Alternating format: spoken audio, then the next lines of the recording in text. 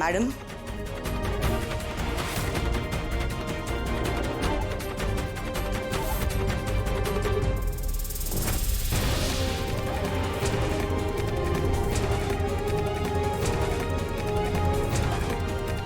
काय प्रकार होता तो?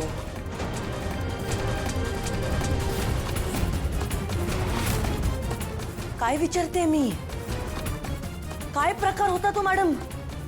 अहो, ज्या मुलीने तुमचा विश्वासघात करून अथर्वशी लग्न केलं, तिला तुम्ही आज मिठी मारली, हात जोडले तिच्या समोर, हा? तिला माफ केलं तुम्ही? काय चालू काय तुमच्या डोक्यात?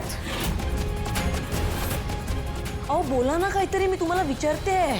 माया, हे सगळं करण्यासाठी तुला आधी माणूस व्हावं लागेल, कळतंय? व्हॉट? आणि तू मीराला किती किती त्रास दिलास हे माहितीये मला. पण त्या मुलीने या घरातल्या माणसांची मनं जिंकलीत. अहो मॅडम, तुम्ही मान मिळवलाय, विश्वास मिळवलाय सगळ्यांचा. पण तुला हे सगळं बघवत नाहीये ना. तुला तिच्यासारखं व्हायचं असेल ना, तर तिच्यासारखं वागावं लागेल आधी. तिच्या नखाची सरही नाहीये तुला, आणि हे सगळं बोलतेस तू. काही नाही, माझ्या खोलीतनं बाहेर होती. मला तुझं तोंड नाही बघायचं. नाही, बाहेर हो मॅडम, माझ्या खोलीतनं बाहेर हो तू. नाही मॅडम, तुम्हाला कळत नाहीये. तुला ऐकू येत नाहीये का? विचारते मॅडम, बाहेर हो म्हटलं ना. बाहेर हो, मला तुझ्याशी बोलायचं नाहीये. बाहेर हो. विचारते. हे खरं खूप आधीच करायला हवं होतं तुम्ही. आई, त्या मायाची हीच लायकी आहे.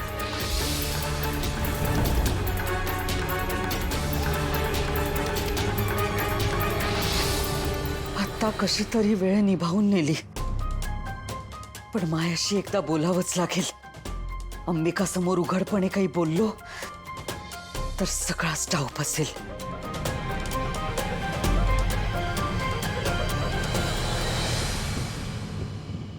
इथे बघ, व्हेरी नाईस, किती गोड दिसतेस. मीरा वहिनी, I am so happy for you. Finally आईने तुला सून म्हणून एक्सेप्ट केलंय आणि तिचा तुझ्यावरचा रागही गेलाय. आई, तू बेस्ट आहेस ना, म्हणून हे झालं. ऑफकोर्स वेदा, तुझ्या आईचा स्वभावच एवढा चांगला आहे की कोणीही तिच्या प्रेमात पडेल. काय गप्पा मारत बसलात तुम्ही? हा, कसल्या गप्पा चालू आहेत? उद्या बाप्पा येत आहेत, आपल्याला डेकोरेशन करायचंय की नाही? अरे हो, आज रात्रभर डेकोरेशन करायचंय, खूप वेळ लागणार आहे. अनन्या, तुला एकटीला नाही करायचंय, एक्सपर्ट आहे ना, मीरा हेल्प करेल. अरे हो, मीरा वहिनी आहे तो सब हिट आहे, हो ना? आई, मी सुद्धा हेल्प करणार बरं का.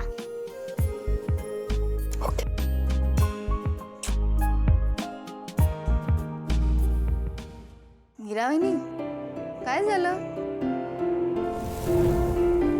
अनन्याताई, मला नाही वाटत की मी हे डेकोरेशन केलं पाहिजे. काय झालं मीरा? वेदाचे बाबा, अनन्याताई, म्हणजे मी म्हणाले होते की मी करेन डेकोरेशन, पण देवाच्या गोष्टी, पूजा अर्चा हे सगळं मनापासून करायला हवं. आणि मला नाही वाटत की मी ते करू शकेन. आई, ते बाप्पा तुला आवडत नाही का? नाही नाही वेदा, अगं असं नाहीये. देवबाप्पा आणि माझ्यामध्ये असं काहीतरी आहे की मी बोलत नाही त्याच्याशी. बाळा, जसं तुझा माझ्यावर रुसवा होता ना, तसंच मीराचा देवावर रुसवा आहे. बाप्पा, पण आपल्या तर रुसवा गेला की. हो, आणि तसाच मीराचं पण जाईल लवकरच.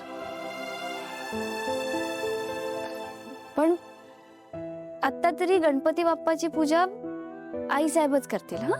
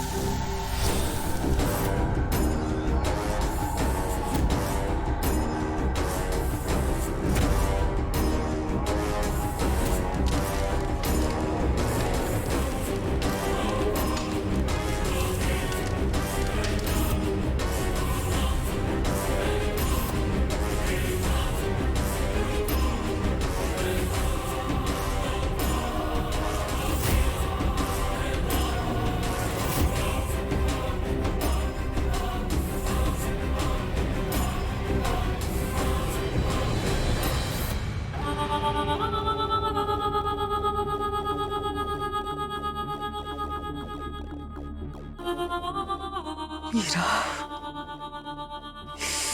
हे सगळं मला तुझ्यामुळे भोगावं लागलंय आणि या सगळ्याचे परिणाम तुला भोगावेच लागतील.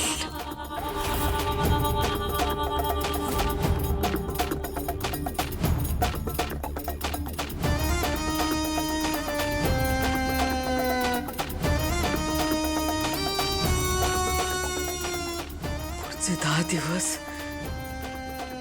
घरात गणपतीचा उत्सव आहे.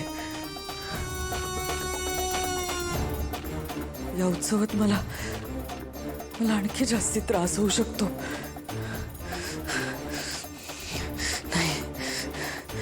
नाही, या सगळ्यावरती काहीतरी उपाय शोधावा लागेल.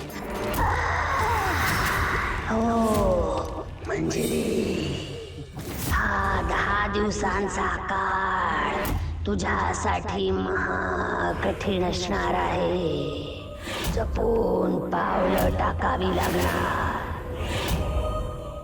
दुधाने तोंड भाजलंय, आता ताक सुद्धा फुंकून प्यावं लागणार. मला कळतंय मार्जरी, पण या 10 दिवसात घरात पूजा अर्चा सुरू असेल, आरती सुरू असेल. या सगळ्यांपासून लांब कशी राहू कळत नाहीये मला.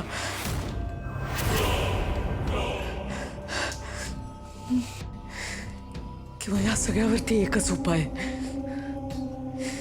या सगळ्याची जबाबदारी त्या मीरावरती ढकलून द्यायची आणि मी मात्र या सगळ्यापासून लांब राहायचं.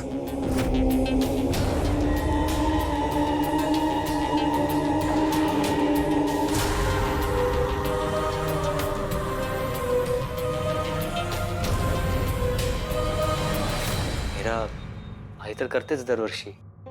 मग त्यांना यावर्षी पण करू देत ना. म्हणजे त्यांना लागणारी सगळी मदत मी करेन. ठीक आहे, ओके, ठीक आहे. दादा, ही पिशवी का आणलीस तू इथे? काय यात? हे मी विसरलोच. मी तुमच्या सगळ्यांसाठी कुल्फी आणली होती. मग आता ती रबडी झाल्यावर देणार आहेस का आम्हाला? देतो. दादा, हे काय? सॉरी विसरलो मी. Thank me later. ओके. ठीक आहे.